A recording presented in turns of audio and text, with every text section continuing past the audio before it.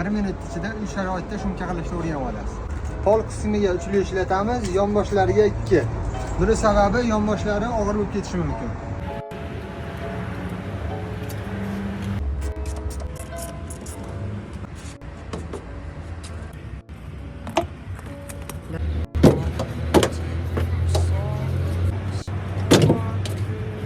O'zlaringga moslab shunaqa ko'sov qilib kesib olasizlar.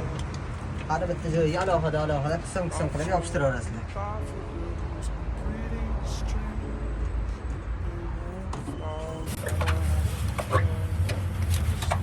Shu holatda yopishtirib olganlaringdan keyin shunaqa roliga olasizlar.